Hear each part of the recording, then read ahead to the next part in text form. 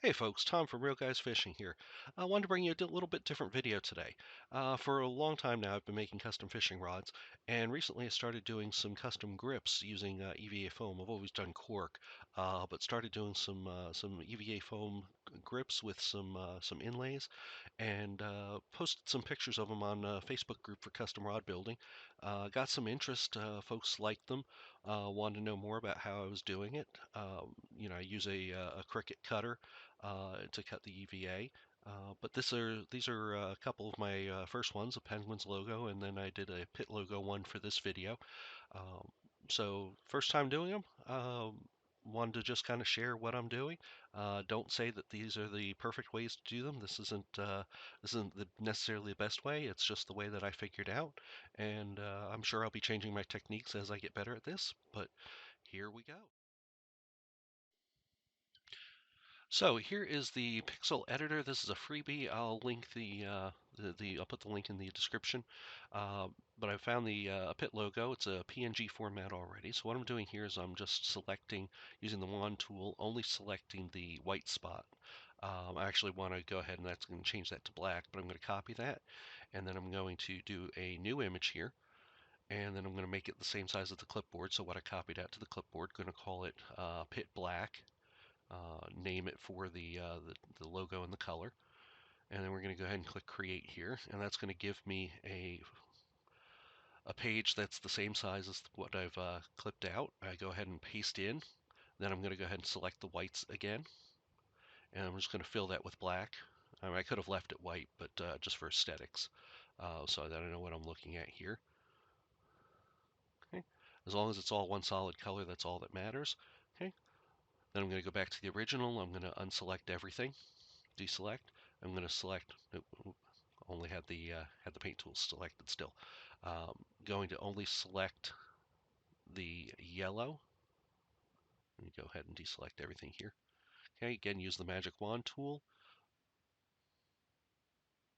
Yellow, there we go. And there we go. I'm selecting all the yellow in here, and again, doing the same thing. I'm going to copy,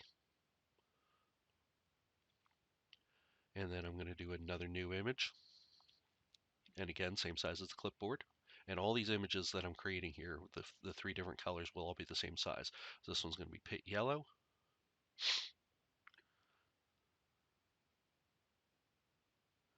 Okay, paste.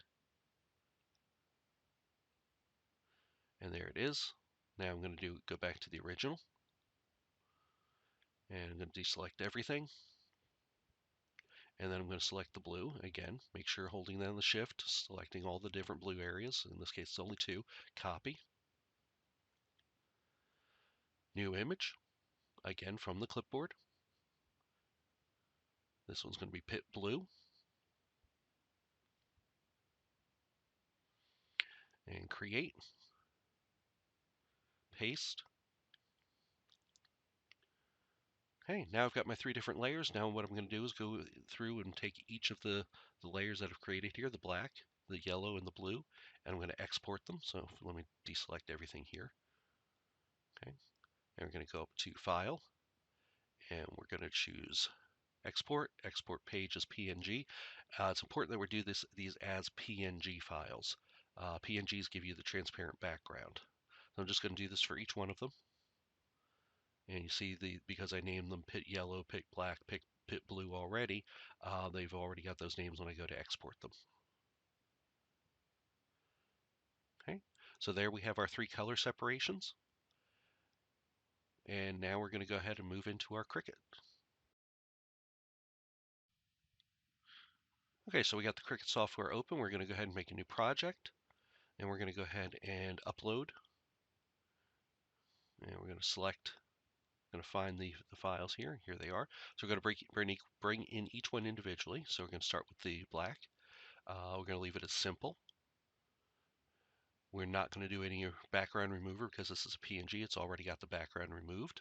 We're going to select cut image, and then we're going to upload it. And we're going to do the same thing here for the blue. Again, simple. Don't remove any background. Cut image. Upload. And then same thing for the yellow.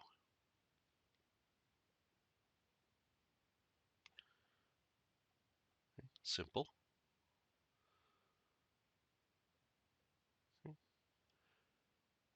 Cut image and upload. Okay, now we're going to go ahead and so we're going to select all three of these. And you just hold down your shift and click each one. Click add to canvas. So you got all three selected. Add to canvas. So there's all three of them. Now we're going to just go ahead and drag them down over here. We're going to move them apart a little bit so that we can see which one is which. We're going to go ahead and apply the color for each one. So this one is the yellow. Let's go with the darker one. Okay. Now we're going to take the blue and we're going to make that blue. Yeah, not that one. It doesn't really matter what color you make them here because you're cutting it on the foam. It's just for visual on the screen. Now we're going to take the black, make sure, okay, it is just the standard black. Okay. Now I'm going to take all three of these and I'm going to just line them up on top of each other so that I can see what they are going to look like. Make sure nothing looks funny on it. This isn't necessary at this point. I just like doing it just to get a visual representation of what it's going to look like. Okay, that looks fine. Now what we're going to do, we're going to take these, we're going to just kind of move them up a little bit. We're going to resize them. See, that's just way too big for what we're doing here. Um, yeah, scale it down a little bit. Then we're going to go down to about 3 inches wide, which actually this is going to run vertically up the rod. So the whole pit logo will be about 3 inches long, going up the grip. Okay, so that looks pretty good. Now I'm going to take it and I'm going to move it up here. And now we're going to pull them apart a little bit because this black one, oops, did not mean to resize that. Hold on, undo. Okay, we need to add some additional black onto this so that it's going to fit the piece that we do, and will wrap completely around the rod form or the grip form that we've got. So I'm just going to draw a square here. I'm going to make sure that it's the same width. Okay, expand this out. There we go, 3.01. I'm just going to copy and paste it. Not worrying about left and right quite now. What I'm going to do is just butt these up against the logo that's already there. I want to make sure that there's no white gap between them. Also that the new blocks I made don't go over into the logo itself. So we're going to go ahead and zoom in here. And you see I've still got some space. So I'm going to bump that down a little bit. That looks good. Bump that up. Nope, still got a little hairline there.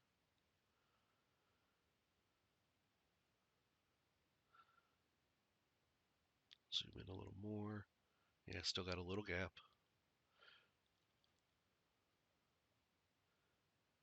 If that gap stays there when I go to cut this, it's actually going to cut a strip out of that. Okay, so there we go. We'll make sure that we're not encroaching into the empty space for the pit logo, for the actual word. Now we're going to go ahead and select these and we're going to align them all to the left. And since the three blocks are all the same width, they should all be good now. We're going to go ahead and zoom back out. And then we are going to take these and we're going to weld them. So I'm going to select all three. I'm going to go down here to my combine and I'm going to click weld. Make sure you weld. Weld will make it one solid piece. If you take any of the other ones, it could still leave it three pieces, but then leave them connected. It's just you just didn't need to make sure that you're doing a weld here. Now the other thing that I did after this, I'm going to go ahead and save it. But after I stopped the video here, I also uh, realized that I probably should add a little bit of space in front of the P and behind the two T's. So I did do a couple more black boxes there and just weld those on as well, just to give us a little more room for the cut. Okay, so now we saved the project. We got to our Cricut Maker using the strong grip mat here. Um, using the Cricut software on my phone to actually do the cutting, to control the cutter. Um, you can see me here put the foam sheet on horizontally, but actually after I accidentally stopped the camera, I switched it over to vertical. It was just going to fit better. Make sure you're using the strong grip mat. You don't want this foam to slide at all while the machine's trying to cut it. Okay, so we're going to lay this on here. As far as the settings that I choose, I use the foil poster board for the material, and then I also used heavy pressure on this. And here's where I accidentally switched the camera over to take pictures. So we're going to go ahead and cut out here. I've already cut the black. Now I've cut the yellow. It's the same process. You just cut each color separately. Here I am peeling the yellow off, and you should be able to see some cuts. I apologize for the if the if it's a little fuzzy. The camera was probably a little too close, but you can see the cuts of the logo into the foam. Don't worry about those little track marks that are on there. Here we go. I'm going to hit OK. Now I'm going to do the blue. Again, let's see if you can't see it on there because it's a little fuzzy, a little out of focus. But it's the foil poster board. It's the heavy pressure. Um, this one I'm going to lay on here. We'll go ahead and we'll press that down. Take it over to the Cricut. Okay. We'll go ahead and we'll make sure it's in the feeders. I'm going to push the button to load the mat. And you can see it pulls it in. Make sure the tool is there. Now once this little button starts flashing, we can press it and that will start cutting everything. And the blue was actually the quickest one to cut. This will only take a couple seconds here. There we go. Now it's starting.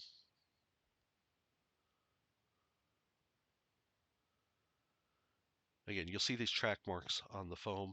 The foam will bounce back to its original thickness and such, so don't worry about the roller marks that are put onto the foam. Also, when you're cutting things out, if it stretches a little bit, especially if you have some really thin pieces, just let it sit for a while. It will go back to shape. Here we are. We're done. We're going to go ahead and pop the mat out. And there you go. You can see on there that the pit letters are cut. Now we're going to go ahead and change over here where the the Cricut machines don't cut all the way through. If they did, they would be cutting into their mat. So it doesn't matter what you're cutting, you always have to go through and just fix it up a little bit. When you're cutting vinyl, it doesn't really matter. You can kind of pull it, but this foam you don't want to pull. You want to take a knife and make sure you're cutting. This is not the knife to use. An X-Acto knife with a really sharp blade is better. However, I was trying to keep my hands out of the way. But it worked. Not my best cutting job, but you just want to go slowly over these and make sure that um, you are cutting through them all the way. Now in this one, what I'm really concerned about are these little pieces inside the P and between the T's. Uh, the rest of the words for the black don't matter. So just make sure that you cut these little pieces out.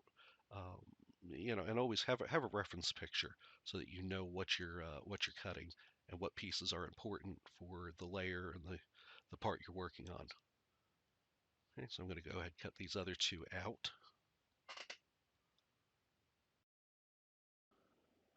Okay, so here I'm just finishing up the second of the little pieces that I'm pulling out. I'm going to cut this one just a little bit more on the bottom. There we go.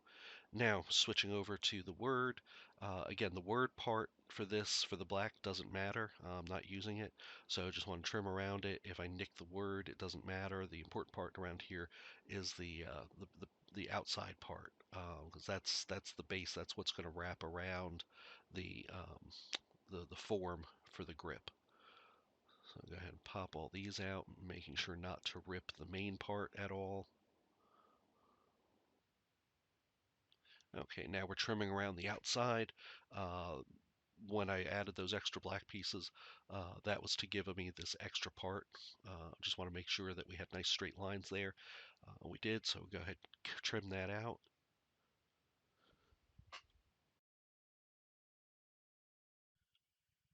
Okay, switching over to the blue now.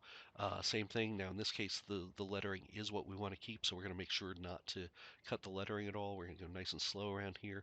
Um, this will be in two pieces, the P and then the ITT will be the rest of it. So here we are, we're cutting that out. Pop the P loose. That little thin part inside was a little difficult to get cut, but we got it. We'll pop that loose. Okay, there we go.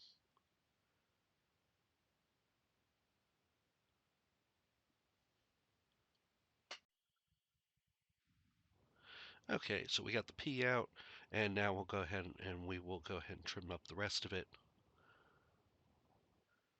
And just making sure to go around. There's a couple gaps, again, in the middle of the T's where we're going to need to cut that out as well. Just remember, go slow, light pressure.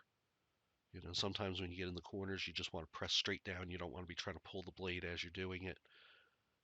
But make sure you cut through as far as you need to. You don't want to be tugging on these and ripping the foam at all. Okay. You can see in the where the notches are, it just connects a little bit, but there it is. So here's the pit and the three little black pieces that we need to so far. Now we'll switch over to the yellow. Now on the yellow is just a thin outline that's going to go around the blue and inside the black. This is going to be very tedious, and again, this was not the right knife to do this with. Uh, Filmed the whole thing, but it doesn't show well, and it's very, as I said, very tedious. So we're going to go ahead and cut this short a little bit, but you can see I've got a cut on the inside and the outside of this, just to get a thin little piece out. So here it is with the P part cut out. You see it's a little rough around the edges. Again, that's because of the knife that I was using. And then here it is with the rest of it cut out. And you can see I did right there nick through the yellow foam a little bit with the knife. I normally would have recut that, but I'm not going to worry about it for this. Okay, now we're going to go ahead and dry fit everything together. So we've got the black base. We're going to go ahead and take these tweezers and just use the tweezers to kind of press everything in.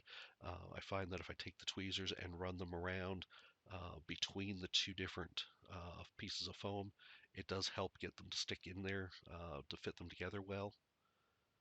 If this were thicker foam, I'd probably look at using the contact cement here, but it's this thin stuff, it doesn't work, so we just have to dry fit it together.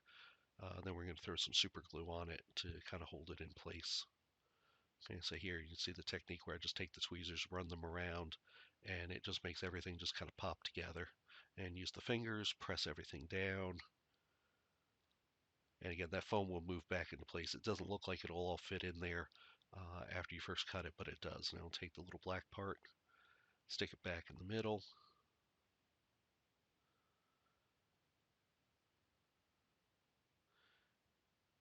And there we go.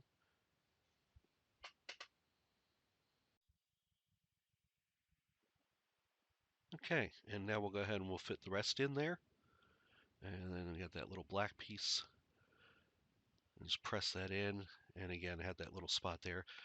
So at this point, we're going to go ahead and we're going to flip it over. I don't show that. We're going to flip it over. We're going to put a few dabs of super glue on the back to kind of hold everything into place. Do the same thing on the front.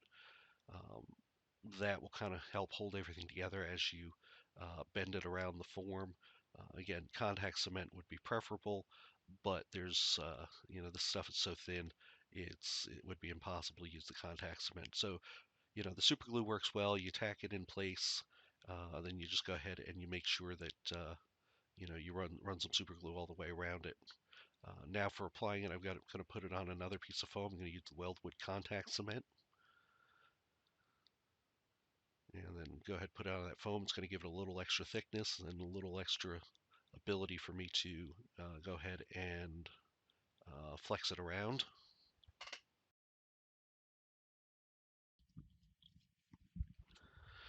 So I'm just going to apply the contact cement to the entire area where the logo sheet is going to stick down. If you haven't used contact cement before, you go ahead and you brush it on. You make sure you get good coverage. You do that to both pieces that you are adhering together. Once it is dry, not completely dry, but to the point where it loses its sheen, doesn't look wet anymore on both pieces, you go ahead and you stick it together. And once they touch, they are not coming apart. So go ahead and brush that on here. Okay, so now we're going to go ahead and apply the contact cement to the backside. You'll see that as we brush it on, the foam itself, this thin foam, will actually start to um, warp, bend a little bit, which is why you have to glue the pieces together. Otherwise, you put the contact cement on, and it would kind of buckle up, and the pieces would fall out. So not a good thing. We're going to make sure to apply the contact cement all the way to the edges, get a good coating on here.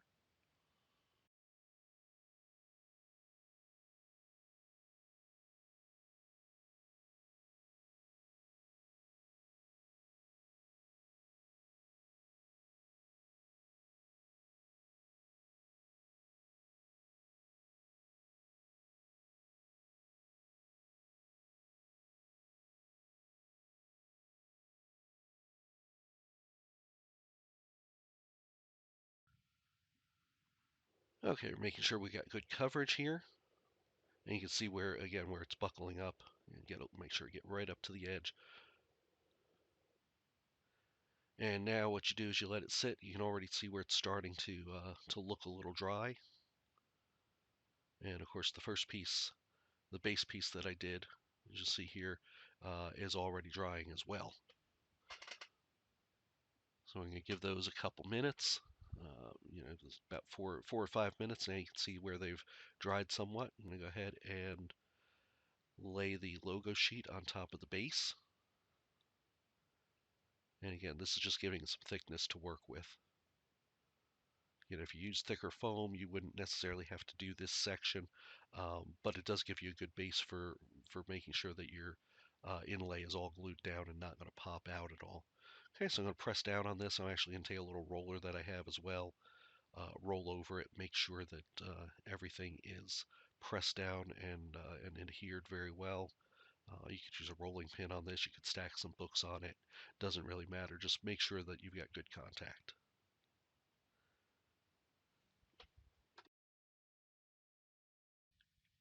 Okay, now what I've done here is I've just gone ahead and trimmed up the edges, made it nice and square, and both sheets the same size now that they're adhered together.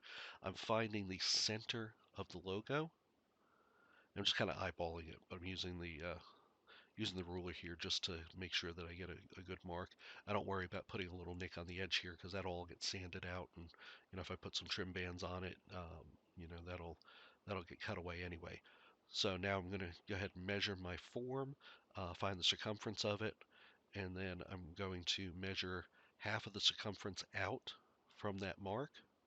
The reason I'm doing this is so that there's the form that I'm using, so that the seam for this is on the back side of the logo. Okay.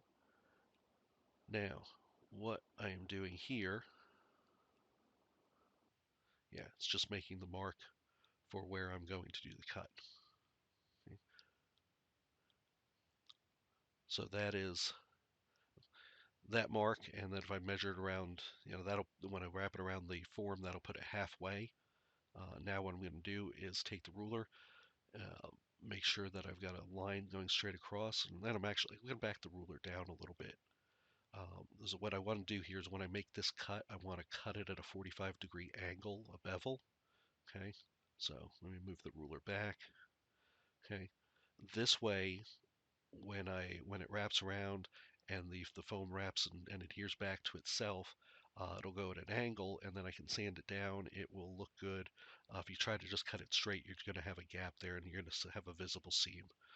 Okay, so just go ahead and very easily, I made one light score, then came back and cut it a few times. It's not easy to cut a 45-degree bevel or any bevel by hand here. If I find a better way, I'll let you know. But here we go, we're finishing that off. And then just going to go ahead and clean up an edge a little bit right there. No big deal.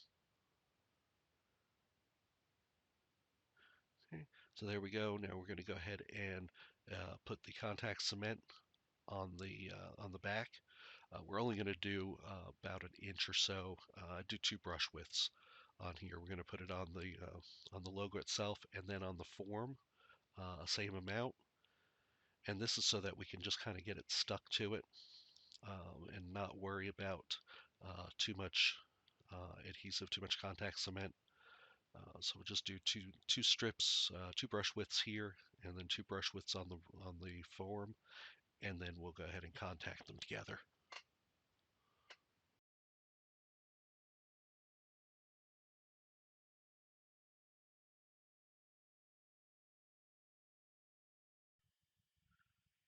Okay, and then here we go on the form. Again, we don't want to get too much on. We don't want it running all over the place. Sorry for my hand being in the way there. And again, it's a little blurry. Sorry about that. Probably should have had the camera a little further away. But yeah, we're going to brush that on and go ahead and let that start to dry until it's at that point where they'll make contact and adhere instantly. Okay, now that it's to that tacky point, we're going to go ahead and start rolling this on. I'm going to make sure to keep applying steady pressure to it. Don't want any gaps in there. Want to make sure that every point has contact. Okay, roll that, press it down. Okay, now that it's adhered well, you can see there, we're going to go ahead and we're going to start applying more contact cement in there.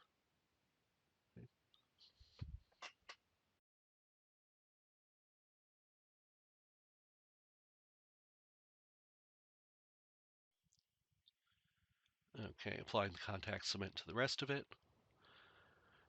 When you apply it to the form itself, make sure to also apply it to the bevel edge, so that when you wrap this around, this will the base will wrap up and make contact with that bevel.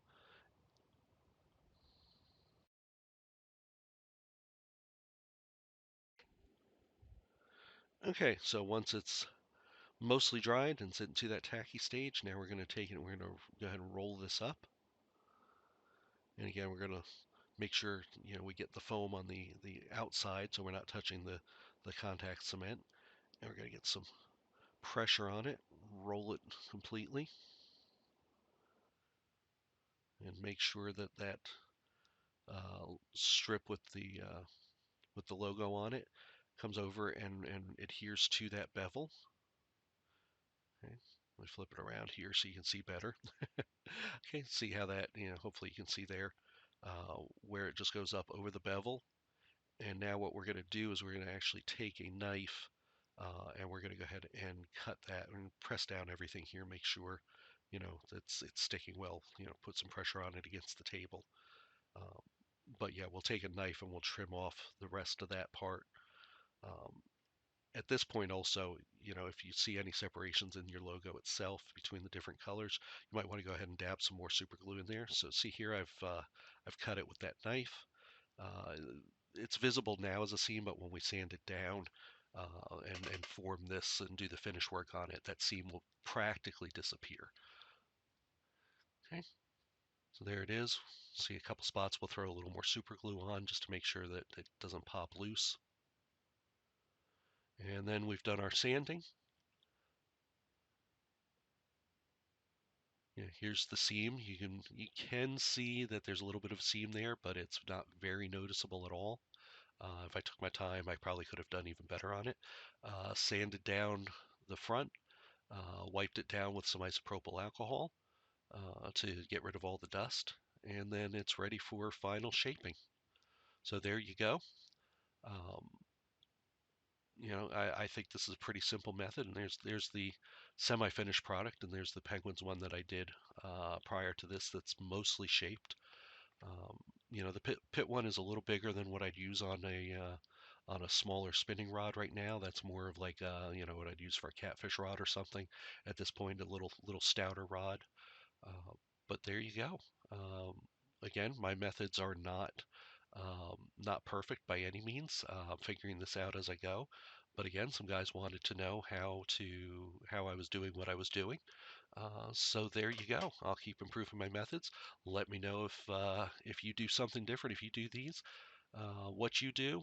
Uh, love to hear any tips or tricks.